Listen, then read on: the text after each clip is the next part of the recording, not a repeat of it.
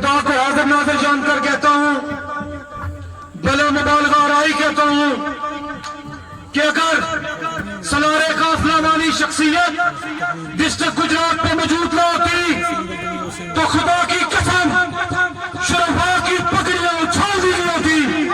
اگر آج بھی شرفاء کے لیے، مظلوموں کے لیے ایک چھتری، ایک طاقت موجود ہے تو وہ مرد حر آباد رضا کی قیادت میں موجود ہے۔ آپ سب کی بھرپور تعلیم ہے انشاء کے ساتھ کہ مفاہمت نہ سکھا جب میرے مانوا سے مجھے، میں سر بکف ہوں مرا میں کسی بلا سے مجھے۔ آپ سب کی بھرپور تعلیم ہے سالار قافلہ صدر ڈویژن پاکستان مستقبل گجرانوالہ سید چودھری مولانا صاحب۔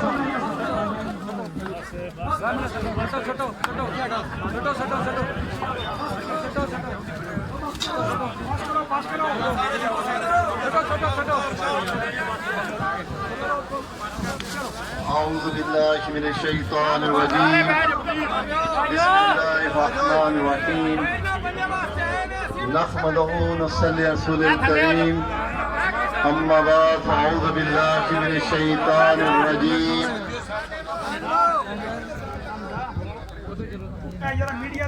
میں سٹیج پر بیٹھے ہوئے اپنے بڑے بھائی حاجی جوید اختر صاحب، ممبر قانون ساز اسمبلی آزاد جموں و کشمیر، ایکس ایم این اے، بڑے بھائی چودھری جعفر اقبال صاحب، بڑے بھائی میجر معین صاحب، راجہ انور صاحب، میرے بڑے بھائی اور میرے والد کی جگہ چودھری محمد علی تنویر صاحب، اور پنڈال میں بیٹھے ہوئے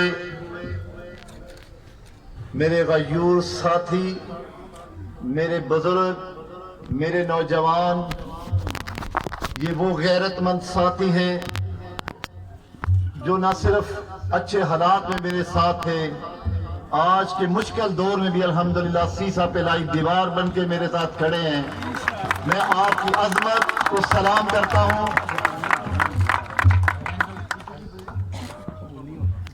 اب کیونکہ مغرب کا ٹائم ہے تو تقریب جاری رہے گی، مغرب کے بعد ہم کٹھے نماز پڑھیں گے۔ میرے بھائیوں، بزرگوں، نوجوانوں،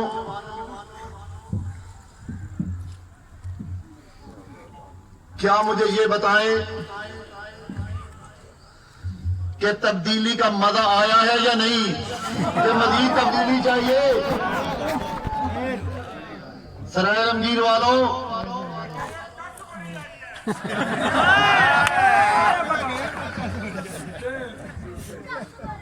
سرائے عالمگیر والوں، جب میں آیا تھا تو آپ نے مجھے جو عزت دی تھی، آپ نے مجھے اپنے ووٹوں سے جو عزت دی اور اس مقام پر کھڑا کیا، یہ اللہ گواہ ہے کہ یہ اللہ تعالیٰ کی رحمت اور فضل کے بعد یہ آپ کا فیصلہ تھا۔ اور میں نے بھی 5 سال میری حکومت جب اقتدار میں تھی تو یہ اللہ جانتے ہیں کہ میں نے دن رات آپ کی تعمیر و ترقی کے لیے کوئی کسر نہیں چھوڑی۔ اس کے باوجود اتنے مطالبات تھے کہ مجھے سمجھ نہیں آتی تھی کہ میں ان کو کیسے پورا کروں، لیکن اللہ کے فضل و کرم سے چنگس فرین سے لے کر آخری گاؤں پنڈ عزیز اور نالی تک میں نے کوشش کی کہ میں کہیں کوئی چھوڑوں نہ جہاں پر روڈ نہ پہنچے، پل نہ بنے، گلیاں نالیاں سڑکیں نہ بنے، کالج نہ بنے۔ 2 سال ہو گئے ہیں اس ناجائز حکومت کو آئے ہوئے۔ وہ ناجائز حکومت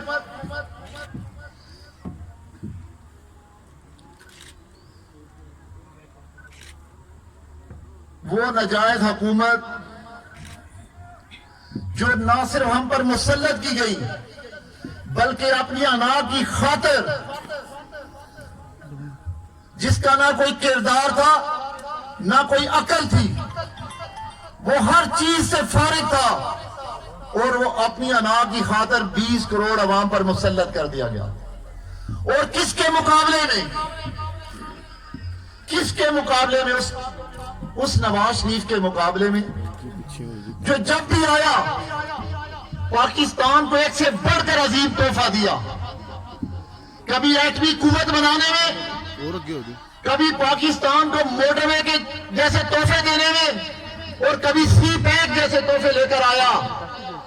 بزرگوں، میرے تو پہلا بھی کوئی کارپیٹ روٹاں دا رواج ہے اسی پنڈاں وچ، وہ جابے جتنے صرف بندوقاں نظر آؤندیاں تے کارپیٹ روٹاں بنیاں کہ نہیں بنیاں؟ کوئی بندوق جابے نظر آئی ہے میرے دور کے کسی دی زمین تے کوئی قبضہ ہویا ہے؟ آج تو انو قبضہ گروپ کروڑ پتی نظر پہ آمدے نے، میرے دور وچ کوئی قبضہ گروپ تانوں نظر آیا سی؟ اللہ دے فضل و کرم نال پھر واپس اتھے ہی لاواں گے۔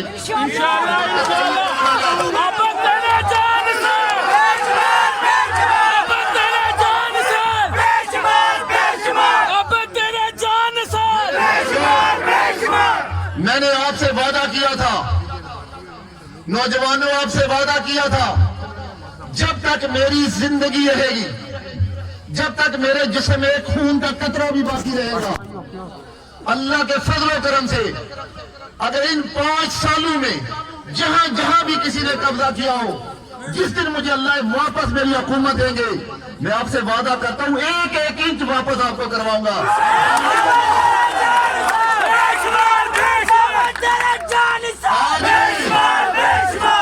آج بھی آپ کی طاقت سے روک سکتا تھا، اس لیے نہیں روکا تاکہ سیاست کا فرق پتا چلے لائق اور نالائق حکمرانوں کا، لوگوں کو پتا چلے کہ جب نالائق اور نااہل اور چور ڈاکو لوگوں پر مسلط کیا جاتے ہیں تو پھر اس کا نتیجہ کیا نکلتا ہے۔ اذان شروع ہو گئی، میں اذان سن لوں۔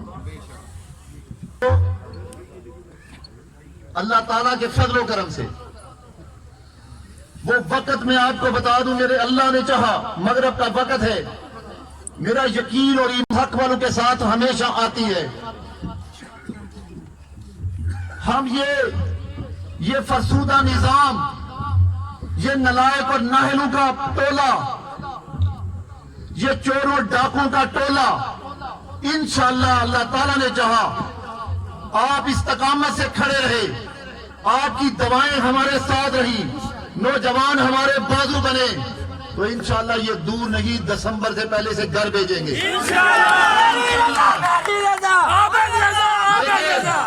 آج 2-4 باتیں کرنا چاہتا ہوں۔ جو میرے بڑے بزرگ ہیں، جو تاریخ کو جانتے ہیں، اور جو وہ نوجوان جو سیاست کو پڑھتے اور سیکھتے ہیں، آج میں صبح شیخ مجیب الرحمان کی تقریر سن رہا تھا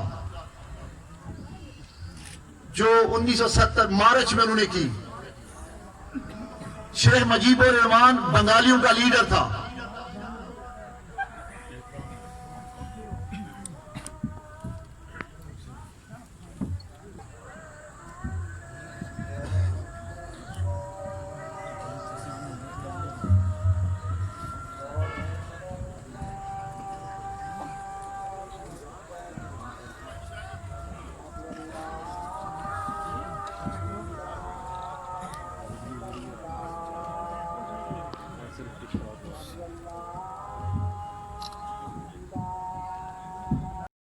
شیخ مجیب الرحمان کی بات کر رہا تھا کہ میں اس کی تقریر سن رہا تھا تو اس کے 4 جملوں نے میرے رونٹے کھڑے کر دیے۔ جب یہ الیکشن ہوا تو شیخ مجیب الرحمان کی جماعت کو کتنی سیٹیں ملی؟ 160 سیٹیں ملی 300 سیٹوں میں سے قومی اسمبلی کی۔ 3 مہینے تک قومی اسمبلی کا اجلاس نہ بلایا گیا۔ مارچ غالباً 7 مارچ تھی، اس نے ڈھاکہ میں جلسہ کیا۔ اس نے کہا میرے 4 مطالبے ہیں، معاشرہ ختم کرو، فوج واپس بیرکو میں جائے, بنگالیوں کے خون, بے گناہ بنگالیوں کے خون کے لیے احتساب کمیشن قائم کیا جائے, تب میں اسمبلی میں جاؤں گا. 160 سیٹیں لینے والے کی جب ووٹ کی توہین کی گئی تو اس کا نتیجہ کیا نکلا کہ پاکستان 2 لخت ہو گیا اور بنگلہ دیش ایک لخت ملک, ایک ریاست بن گیا. یاد رکھیں کہ بنگالیوں نے اپنی چاہت یا مرضی سے اپنا ملک نہیں بنایا. جب ووٹ کو عزت نہیں دی گئی, جب ووٹ کی حرمت کو پامال کیا گیا, تب قومیں جا کے سخت فیصلے کرتی ہیں, اور لیڈر وہی بات کرتے ہیں جو لوگ گھروں میں گلی کوچوں میں بیٹھ کے باتیں کرتے ہیں. اگر ذوالفقار علی بھٹو کو پھانسی دے دیا گیا, لیکن سندھیوں کے دل میں بھٹو آج بھی زندہ ہے. آپ نے اکبر بگٹی کو مار دیا, لیکن بلوچوں کے دلوں میں اکبر بگٹی آج بھی زندہ ہے. آپ نے قبائلیوں کے خلاف آپریشن کیا تو آپ نے منظور پشتین وہاں کھڑا کر لیا. آج حالت یہاں پہنچ گئی کہ اس محب وطن پر, اس محب وطن جماعت پر جو نہ صرف پاکستان بنانے میں کردار, بلکہ یہ چھوٹے صوبوں میں جو زیادتیاں ہوئی اس کی بھی گالی پنجابیوں کو ملی, پھر بھی مسلم لیگیوں نے برداشت کیا. اور آج اسی مسلم لیگیوں کے خلاف 44 کے قریب مسلم لیگیوں کے خلاف غداری کا مقدمہ درج کیا گیا. کیا اس سے بڑھ کر کوئی شرمناک بات ہو سکتی ہے؟ کیا اس سے بڑھ کر کوئی افسوس کا مقام ہو سکتا ہے؟ پھر مدعی بھاگ گیا, وزیر اعظم بھاگ گیا, وزیر اعلیٰ بھاگ گیا, گورنر بھاگ گیا, کہتے جی ہمیں تو پتہ ہی نہیں کہ یہ ایف آئی آر کس نے کرائی. پھر غور کریں, اگر یہ ایف آئی آر نالائق اور نااہل وزیر اعظم بھی نہیں کرواتا, وزیر اعلیٰ بھی نہیں کراتا, گورنر بھی نہیں کراتا, تو پھر اس کا مطلب ہے کہ یہ سب کٹ پتلی ہے, ان کے پیچھے کوئی اور ہے. بھائی مانتے ہیں کہ نہیں یہ کٹ پتلی ہے یا نہیں؟ یہ نالائق اور نااہل اور کم ظرف ہے یا نہیں؟ میرے بزرگوں, بھائیوں, نوجوانوں, اگر آپ پوری ریاست کو, اس کے نظام کو بچانا چاہتے ہیں, بس سمجھانا چاہتا ہوں, تقریر نہیں کرنا چاہتا, کہ پھر آپ کو نواز شریف کی آواز بننا ہوگا, آپ کو مولانا فضل الرحمان کی آواز بننا ہوگا, آپ کو اس ڈیموکریٹ لائنس کی آواز بننا ہوگا, اور پھر قوم کی اس بیٹی اور بہن کے لیے یکجہتی کے لیے 16 کو گجرانوالہ میں اسی طرح ہوگے جس طرح یہاں پر آئے ہو. آؤ گے یا نہیں؟ ہاتھ کھڑا کر کے بتاؤ. 16 کو آؤ گے؟ 16 کو آؤ گے؟ ساری رکاوٹوں کے باوجود آؤ گے؟ آؤ گے وہاں پر؟ یہ فیصلہ کن مار کر لڑو گے؟ فیصلہ کن مار کر لڑو گے؟ یہ ثابت کرو گے کہ آپ ووٹ کو عزت دلا کے واپس آئیں گے؟ یہ ثابت کریں گے کہ جب تک ووٹ کو عزت نہیں ملتی ہم چین سے نہیں بیٹھیں گے. بتا دو کہ مریم نواز شریف ہم تمہارے ساتھ کھڑے ہیں. نواز شریف کے ساتھ کھڑے ہو, اس کے نظریے کے ساتھ کھڑے ہو, اس کی سوچ کے ساتھ کھڑے ہو. بی بی تم قدم بڑھاؤ, ہم تمہارے ساتھ ہیں. اب تم قدم بڑھاؤ, ہم تمہارے ساتھ ہیں. نوجوانوں, کل نواز شریف صاحب نے ایک تقریر کی اپنے ایم این اے اور ایم پی اے کے ساتھ, سینیٹر کے ساتھ, تو پہلی دفعہ ایک لیڈر کے منہ سے یہ میں نے سنا. انہوں نے کہا کہ جو بزدل ہیں برائے مہربانی آج مجھے چھوڑ دیں, جو بزدل ہیں وہ مجھے چھوڑ دیں. اگر میں حق کے رستے پر, آپ سمجھتے ہیں کہ میں حق پہ ہوں, تو پھر ہاتھ کھڑا کر کے کہیں کہ ہم آپ کے ساتھ چلیں گے. تو کل ہم سب نے عہد کیا, وہی عہد میں آپ سے لینے کے لیے آیا ہوں, کیونکہ میں آپ کا نمائندہ ہوں. یہ عزت آپ نے مجھے دی, یہ اللہ کے سوا آپ نے مجھے اس منصب پر کھڑا کیا. آپ کی وجہ سے نواز شریف نے مجھ پہ یہ اعتماد کیا کہ مجھ جیسے ورکر کو اس ڈویژن کا صدر بنایا, اور آج ٹیسٹ کیس بھی میرے ڈویژن کا آیا.